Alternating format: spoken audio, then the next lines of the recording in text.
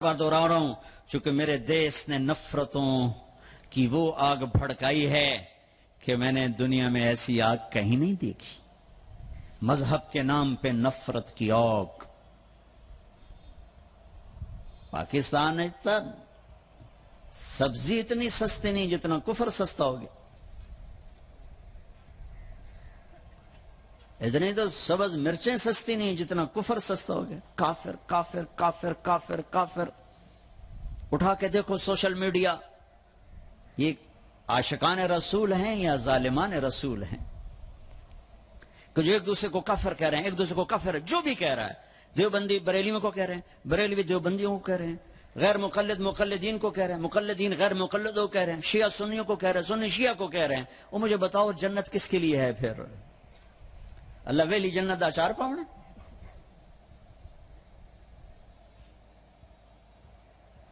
نفرت کی آگ ہے، نفرت کی آگ ہے۔ کبھی سیاست کے نام پر ہے، کبھی مذہب کے نام پر ہے، کبھی قوم کے نام پر ہے، کبھی صوبے کے نام پر ہے، کبھی زبان کے نام پر ہے، کبھی کسی بنیاد پر ہے۔ میرے بیٹے انس، اس دل کو نفرتوں سے دھو دو، صاف کر دو، پاک کر دو۔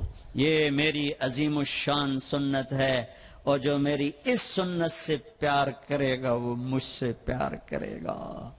اب مجھے بتاؤ، یہ ہے عاشق رسول کا معیار۔ اگر میرا سینہ کسی بھی فرقے کے مسلمانوں کے بغض سے بھرا ہوا ہے، میں بڑا جذباتی ہو جاتا ہوں اس مضمون کو چھیڑتے ہوئے۔ مجھے غم لگتا ہے، غصہ نہیں غم لگتا ہے۔ اور یہ آگ تم تاجروں نے نہیں بھڑکائی، یہ آگ اصحاب منبر نے یہ آگ لگائی۔ میں سب کی بات نہیں کرتا ہوں، ہر فرقے میں بڑے معتدل علماء ہیں، لیکن ہر فرقے میں کچھ ایسے سنگ دل ہیں جو بیٹھتے منبر پر ہیں اور چھڑکتے پٹرول ہیں، اور اپنی زبان کی آگ سے پھر اس سے آگ دکھاتے ہیں۔ پھر یہ نوجوان دست و گریباں ہوتے ہیں اور سلام کرنے سے بھی جاتے ہیں، جنازے پڑھنے سے جاتے ہیں۔ میں کیسے سمجھاؤں؟ کہاں سے الفاظ لاؤں؟ میرا سینہ پھٹ گیا ہے۔ میں 15 سال سے یہ مضمون بول رہا ہوں، کبھی کسی سے معاوضہ نہیں لیا، یہ کوئی فخر سے نہیں بتاتا ہوں، صرف اپنی صفائی پیش کرنے کے لیے بتاتا ہوں۔ تیسری دفعہ بھائی عقیل، ان کی میں سخاوت کی وجہ سے ان کی قدر کرتا ہوں، میں اس لیے آ جاتا ہوں کہ یہ سخی آدمی، اور سخی سے اللہ پیار کرتا ہے۔ لیکن مجھے ٹکٹ کبھی نہیں دیا، میں اپنی ٹکٹ پہ آتا ہوں کہ میں نے اس کا معاوضہ اللہ سے لینا ہے، اس سے تھوڑا ہی لینا ہے کہ جاتے ہوئے لفافہ میری جیب میں ڈال دے۔ میں دکھ سے بولتا ہوں کہ یہ آگ منبر سے بھڑکی ہے۔ سب کی بات نہیں کرتا ہوں، 5 انگلیاں برابر نہیں ہیں، لیکن ہر مسلک کے نوجوان خطیبوں نے ایک آگ بھڑکائی ہوئی ہے، ایک آگ لگائی ہوئی ہے۔ اچھا، ایک واقعہ یاد آ گیا۔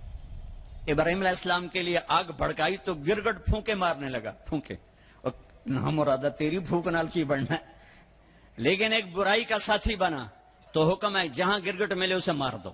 یہاں نہیں پایا جاتا گرگٹ، وہ میں نے افریقہ میں دیکھے تھوک کے حساب سے، یہاں نہیں ہے، ہمارے چھپ کے لیے اس کی قسم ہے، گرگٹ نہیں ہے۔ اور کبوتر کو بھی پتا ہے میرے 2 چن جاندے پانی نال کچھ نہیں بڑھنا، اس نے چونچ میں پانی بھر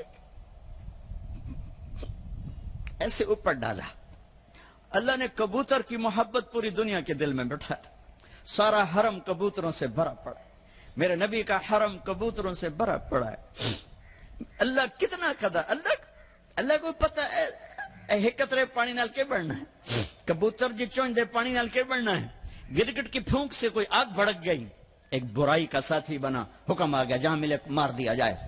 کبوتر ایک اچھائی کا علمبردار بنا، حرم بھر دیا کبوتروں سے، دونوں حرم بھر دیے، کبوتروں کی محبت دلوں میں ڈال دی۔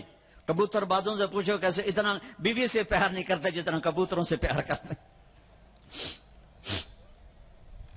مجھے پتا ہے میں اس آگ کو نہیں بجھا سکتا،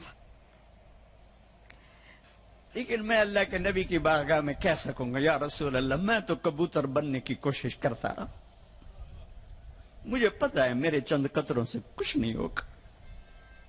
ادھر پٹرول سے آگ جل رہی, میرے کو پانی دیا 2 بونداں دے نال کی بڑھنا ہے, لیکن میں کہتا رہوں گا, میں کہتا رہوں گا یہاں تک کہ میرا اللہ مجھے اپنے پاس بلا لے. میں کہتا رہوں گا.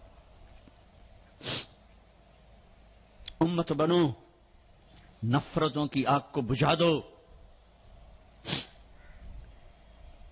بڑی دنیا پھری ہے, جتنا اسپین میں جا کے دکھ ہوا کہیں نہیں ہوا. اس بات کا دکھ نہیں تھا کہ 800 سال کی حکومت ختم ہو گئی. دکھ اس پر میں مسجد قرطبہ میں کھڑا رو رہا تھا. میں اس بات پر نہیں رویا کہ مسجد گرجا بن گئی. گرجا بن چکی ہے, تھوڑی سی جگہ کور کی ہوئی ہے مسجد کی, لیکن وہاں نماز پڑھنے کی اجازت نہیں. باقی ساری مسجد گرجا بن چکی ہے, بڑے بڑے بت ہیں, بڑی بڑی تصویریں ہیں, بالکل سینٹر میں گرجا ہے. نہیں, اس میں نہیں رویا. رویا اس بات پر, محراب کے سامنے کھڑا تھا اور مجھے وہاں قرطبی نظر آ رہے تھے نماز پڑھاتے ہوئے, ابن عربی کے فلسفے نظر آ رہے تھے, اللہ کی معرفت کی گتھیاں سلجھا رہے تھے, بقی ابن مخلد کا درس حدیث نظر آ رہا تھا, قرطبی کا درس تفسیر نظر آ رہا تھا, یحییٰ بن یحییٰ اندلسی کی درس حدیث کی مجلس نظر آ رہی تھی. لیکن وہ میرے خوابوں میں تھا, باہر تو بت پڑے ہوئے تھے. اور میں جو دکھی ہوا کس بات پہ ہوا کہ جس وجہ سے اسپین کی مسجدیں گرجا بن گئی, 800 سالہ حکومت زیر و زبر ہو گئی, وہ ساری وجہ میرے دیس پاکستان میں موجود ہیں اور کوئی نہیں سمجھ رہا, کوئی نہیں سمجھ رہا. اس لیے میں نے کہا تھا مردہ یزید پہ لعنت بھیجتے ہو اور زندہ یزید کے سامنے دست بستہ ہو کے کھڑے ہو. اس ایک حدیث کو سینے سے لگا لو, دل کھلے کر دو سب کے لیے. اگر آپ کی نظر میں کافر ہوں تو مجھ سے نفرت کیوں کرتے ہو؟ میرے نبی والا کام کرو نا, سینے سے لگاؤ, کھانے کھلاؤ, سمجھاؤ. تبلیغ والوں نے کیا کیا ہے؟ آپ کو ہاتھ جوڑ کے کہتا ہوں تبلیغ میں ٹائم لگاؤ. پوری دنیا میں واحد دین کی محنت ہے جس نے محبت کا وہ پیغام پہنچایا ہے کہ امت کو فرقہ واریت سے نکال کر ایک امت پنے کی شکل دکھائی ہے. میرے نبی نے کیا کیا؟ عبداللہ بن ابی کا جنازہ پڑھا دیا. میرے نبی نے کیا کیا؟ منافق مسجد میں بیٹھے ہوتے تھے اور آپ کو ایک ایک منافق کا پتا تھا, یہ منافق, یہ منافق, یہ منافق. کبھی نہیں مجلس سے اٹھایا. تو ایک کام تو یہ کرو کہ اپنے دل کو نفرتوں سے پاک کرو. امت بن کے رہنا زیادہ پسندیدہ ہے اللہ رسول کو, یا کسی فرقے کا جھنڈا اٹھا کے کھڑے ہونا اللہ رسول کو زیادہ پسند؟ رہو اپنے اپنے فرقوں میں رہو. میں تمام اسلامی فرقوں کو سلام پیش کرتا ہوں, لیکن میں یہ ہاتھ جوڑتا ہوں کہ یہ جو ایک دوسرے کے دست و گریباں ہو اور ایک دوسرے پر تم نے کفر کی توپیں چلائی ہوئی ہیں, اللہ کے واسطے انہیں محبت کے بول میں تبدیل کر دو. ایک دوسرے کے گلے لگ جاؤ, ایک دوسرے کو کھلے ماتھے سلام کرو, ایک دوسرے کے پیچھے نمازیں پڑھو, ایک دوسرے کو قریب بٹھاؤ. اپنے نبی کی تم چھوڑو مولویوں کی بات, میری تھوڑا قرآن اٹھا کے پڑھ لو, قرآن اٹھا کے پڑھ لو, خود پڑھو.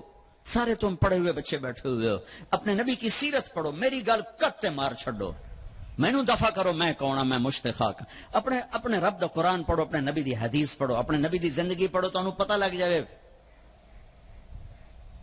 تو آج اپنے نبی کی ایک عظیم الشان سنت پیش کر رہا ہوں کہ اس دل کو سب کی نفرت سے صاف کر دو. نیت کر دو نا سارے بھائی. اب اگلے عشرہ میں شب قدر آ رہی ہے, جو 21, 23, 25, 27, 29 میں سے ایک رات ہوتی. ہمارے پاکستان میں صرف 27 کو لوگ جاگ رہے ہوتے ہیں. جاگو, 27 کو جاگو, لیکن میں کہتا ہوں میرے نبی کا فرمان ہے شب قدر 5 راتوں میں گھومتی ہے. کبھی 21, کبھی 23, کبھی 25, کبھی 27, کبھی 29, ان 5 راتوں میں گھومتی ہے. تو آپ 5 راتیں جاگ لو, آپ کو شب قدر مل گئی.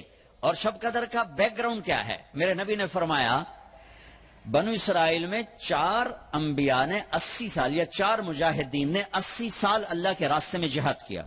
تو صحابہ کہنے لگے یا رسول اللہ, ہماری تو عمریں بھی 80 سال نہیں ہوتی, تو ہم ان کے برابر کیسے ہوں گے؟ تو ابھی ان کا یہ سوال باقی ہے اور مجلس باقی ہے کہ جبریل آ گئے کہ یا رسول اللہ بشارت دیں اپنی امت کو کہ اللہ کہہ رہے ہیں انا انزلناہ فی لیلۃ القدر وما ادراک ما لیلۃ القدر لیلۃ القدر خیر من الف شہر. چلیں ہم آپ کو ایک رات دیتے ہیں, آپ کی امت کے مرد عورت جاگ لیں, 80 سال سے زیادہ اجر لکھ دیا جائے گا. 80 سال کے برابر نہیں کہا, خیر اس سے زیادہ. تو آپ سب یہ جتنے میری بات سن رہے ہو میڈیا کے ذریعے سے جا رہی, یہ 5 راتیں ضرور جاگ لیں. چھوٹی چھوٹی راتیں ہیں, تراویح سے فارغ ہوں تو 3-4 گھنٹے کی رات باقی رہ جاتی ہے. کچھ نفل پڑھ لو, کچھ قرآن پڑھ لو, کچھ دعا مانگ لو, کچھ ذکر کر لو, اور لوگوں کو معاف کر دو. معاف کرنا بھی بہت بڑا عمل ہے, ورنہ عمل رک جائے گا, عمل رک جائے گا. معاف کر دو. ایک صحابی کہنے لگے یا رسول اللہ, ایک صحابی کہنے لگے رات کو تہجد میں, یا اللہ تیرے نبی نے کہا ہے میں صدقہ کروں, تو میرے پلے تو شاید کوئی نہیں, میں صدقہ کی کرا. اچھا چل میرے مولا, جس نے میری بےزتی کی میں نے سب کو معاف کیا, میرا اے صدقہ قبول کر. فجر کی نماز میں آئے, آپ نے نماز کے بعد اعلان کیا, بھائی رات کو صدقہ کس نے کیا ہے؟ سارے چپ بیٹھے رہے, کسی نے نہیں کیا. پھر آپ نے واضح کیا, رات کو اپنی عزت کا صدقہ کس نے کیا ہے؟ یہ کھڑے ہو گئے, کہ یا رسول اللہ, اور آپ کی باتیں سن کر شوق پڑا کہ کو مال لگاؤں. مال تھا نہیں, میں کہا چل میرے مولا میں اپنی عزت دہی صدقہ کرنا. تو میرے نبی نے فرمایا تیرا اللہ نے قبول صدقوں میں لکھ دیا ہے یہ عمل. شب قدر میں معاف کرو. دل میں بغض ہو تو اٹک جائے گا معاملہ. 4 آدمیوں کی بخشش نہیں ہوتی, اللہ نہ کرے کوئی ہم میں سے کوئی ہو تو میں بتا دوں تاکہ وہ ابھی سے توبہ کر لے. مدمن خمرن, شب قدر میں جبریل اترتے ہیں, فرشتے اترتے ہیں, ساری دنیا میں پھیل جاتے ہیں. پھر جو لوگ دعائیں کر رہے ہیں, نمازیں پڑھ رہے ہیں, ان کے ساتھ آمین کہتے ہیں. پھر جب سحری کی صبح صادق کی اذانیں ہو جاتی ہیں تو سارے فرشتے اکٹھے ہوتے ہیں, جبریل سے پوچھتے ہیں کیا ہوا؟ تو جبریل کہتے ہیں اللہ نے سب کو معاف کر دیا, 4 آدمیوں کا کیس پینڈنگ. تاریخ ڈل گئی, تاریخ ڈل گئی کہ یہ جب تک یہ کام کر رہے ہیں معافی نہیں, چھوڑ دیں گے معاف. یہ کون ہے؟ کہ مدمن خمرن, شراب پینے والا, اس کی معافی نہیں ہوتی شب قدر میں. تو کوئی اللہ نہ کرے کوئی ہے تو توبہ کر. ہر خواہش جسے آپ دنیا میں تصور کرتے ہو اس کو اللہ نے حلال طریقے سے جنت میں تیار کر کے رکھا ہوا ہے. کہتا یہ شراب چھوڑو, تمہارے منہ سے بدبو, بے ہوش ہو رہے, پیشاب نکل رہے, تم آؤ میرے پاس. وسقاہم ربہم شرابا طہورا, تیرا رب تمہیں خود اپنے ہاتھوں سے پلائے گا. ٹھیک ہو گیا. عاق لوالدیہ, ماں باپ کا نافرمان, بخشش شب قدر بھی نہیں بخشوا سکے, ماں باپ کا نافرمان. میرے نبی نے فرمایا جب لوگ جنت میں جائیں گے نا تو اویس کرنی بھی جا رہے ہوں گے. اویس کون ہے؟ اویس بن عامر من مراد من قرن من الیمن. یہ میں نے آپ کو ان کا پورا جغرافیہ, ان کی پوری آپ کی میں نے آپ کو ان کی بتا دی ہے بایوگرافی. اویس نام ہے, عامر کے بیٹے ہیں, مراد قبیلہ ہے, قرن اس کی شاخ ہے, اور یمن ان کی رہائش ہے. میں ان کی بستی گیا 3 سال پہلے جہاں وہ پیدا ہوئے, اویس کرنی جہاں پیدا ہوئے, میں وہاں گیا تھا. انہوں نے ماں کی حد درجہ خدمت کی, وہ آسمانوں تک پہنچی. یہ میرے نبی کی خدمت میں حاضر نہیں ہو سکے, آسمانوں سے جبریل پہنچے. اب جبریل کی بات کو میرے نبی کیا کس طرح, چونکہ اللہ کے نبی دیکھ رہے تھے کہ آئندہ آنے والی نسلیں ماؤں کے ساتھ کیا کریں گی. ہے یا رسول اللہ قیامت کب آئے گی؟ ایک سائل سوال کرتا. آپ نے کہا اللہ کو پتہ کب آئے گی. کہا جی کوئی نشانی تو بتا دیں کہ جب ماؤں کو ذلیل کریں گی اولادیں تو قیامت آ جائے گی. عمر, علی, 2 عظیم ہستیوں سے کہا جا رہا ہے تمہارے دور میں ایک شخص آئے گا, اس کا نام ہوگا اویس بن عامر, درمیانہ قد, رنگ کالا, ایک سفید داغ جسم پر, جیسے آنکھوں سے دیکھ ہی رہے ہوں گے, آنکھوں سے اللہ نے پردے ہٹا دیے ہوں گے. تو آئے گا, اور جب وہ آئے تو تم دونوں نے اس سے دعا کروانی. اللہ کی قسم حضرت عمر اور حضرت علی کو اویس کی دعا کی ضرورت نہیں تھی. یہ آپ کو پیغام پہنچانے کے لیے ہے کہ ماں کا کیا مقام ہے. تو وہ حضرت عمر حیران ہو کے دیکھنے لگے کہ کیا کی جاندے نے ایسی دعا کروا بھی. صحابی کو تو کوئی پہنچ نہیں سکتا, پھر صحابی بھی عمر اور علی جیسا. آپ نے کہا عمر, علی, اویس نے ماں کی خدمت کر کے اللہ کو اس طرح خوش کر دیا ہے، جب وہ ہاتھ اٹھاتا ہے اللہ کبھی خالی نہیں لوٹاتا۔ حضرت عمر ہر سال حج میں جاتے، 10 سال خلیفہ، 10 سال حج کیا، کوئی اویس پتہ نہیں چلتا۔ ایک دن سارے حاجی لائن حاضر کر لیے، تھوڑے سے تو آتے تھے، بھائی کھڑے ہو جاؤ، ہاں بھائی سب بیٹھ جاؤ، یمن والے کھڑے رہو، اور تھوڑے ہو گئے، ہاں بھائی یمن والے سارے بیٹھ جاؤ، صرف مراد قبیلہ کھڑا رہے، پھر بالکل تھوڑے ہو گئے، ہاں بھائی مراد والے سارے بیٹھ جاؤ، صرف مراد کی سب کاسٹ، شاخ، قرن، تو ایک آدمی بچا۔ کہا تم قرنی ہو؟ کہا جی۔ اویس کو جانتے ہو؟ کہا جی جانتا ہوں، میرے بھائی کا بیٹا ہے، بھتیجا سگا، لیکن وہ تھوڑا ہلے ہویا ہے، تجھ کیوں پوچھ دو؟ حضرت عمر فرمایا میں تو ہلے ہویا لگتا پہ ہیں۔ کدھر ہے؟ کہا جی آیا ہوا ہے۔ کہاں گیا ہے؟ کہا جی وہ ادھر گیا ہے عرفات اونٹ چرانے۔ آپ نے حضرت علی کو ساتھ لیا اور عرفات کی دوڑ لگا دی۔ وہاں پہنچے تو دیکھا اویس کرنی درخت کے نیچے نماز پڑھ رہے اور اونٹ چاروں طرف چر رہے، یہ آ کے بیٹھ گئے۔ انہوں نے محسوس کیا 2 آدمی آگے تو نماز مختصر کر دی، سلام پھیرا۔ حضرت عمر نے پوچھا کون ہو بھائی؟ کہا جی میں مزدور ہوں، اور کون؟ اسے نہیں خبر یہ کون ہے۔ تیرا نام کیا ہے؟ کہا میرا نام اللہ کا بندہ۔ حضرت عمر کہنے لگے سارے ہی اللہ کے بندے، تیری ماں نے تیرا نام کیا رکھا ہے؟ کہا بابا تو کون ہے میرا انٹرویو کرنے والا؟ ان کو عجیب سا لگا نا۔ تو حضرت علی نے کہا اویس یہ امیر المومنین ہے عمر بن خطاب اور میں ہوں علی بن ابی طالب۔ پھر تو اویس کانپنے لگے، کہا جی میں معافی چاہتا ہوں، بہت معافی چاہتا ہوں، میں تو آپ کو پہچانتا نہیں تھا، میں تو پہلی دفعہ آیا ہوں۔ حضرت عمر نے فرمایا تو یا نا اویس؟ کا جی میں اویس ہوں۔ کہا ہاتھ اٹھا ہمارے لیے دعا کر۔ وہ رونے لگے، کہ میں دعا کروں؟ تسی سردار، میں نوکر تھوڑا، میں دعا کروں؟ کہاں اللہ کے نبی نے فرمایا تھا عمر اور علی جیسی ہستیوں کے لیے اویس کے ہاتھ اٹھوائے گئے، پیچھے جہاد نہیں ہے، تبلیغ نہیں ہے، تصوف نہیں ہے، پیچھے ماں کی خدمت ہے۔ اب وہ حدیث سناتا ہوں جو پہلے سنا رہا تھا۔ آپ نے فرمایا لوگ جائیں گے جنت کی طرف، اویس بھی چلیں گے۔ جب جنت کے دروازے پر پہنچیں گے تو اللہ تعالیٰ فرمائیں گے باقیوں کو جانا دو، اویس کو روک لو۔ تو اویس پریشان، اے اللہ یہ میں نے بو احتیاط کیوں روک لے، یہ کیا ہوا؟ اللہ تعالیٰ فرمائیں گے یہ پیچھے دیکھو، پیچھے دیکھیں گے تو جہنم میں کھڑے ہوں گے کروڑوں اربوں کی تعداد۔ تو میرا اللہ فرمائے گا اویس تیری ایک نیکی نے مجھے بڑا خوش کیا ہے، ماں کی خدمت، تو انگلی کا اشارہ کر، جدھر جدھر تیری انگلی پھرتی جائے گی نا سب کو تیری طفیل جنت میں ڈال دوں گا۔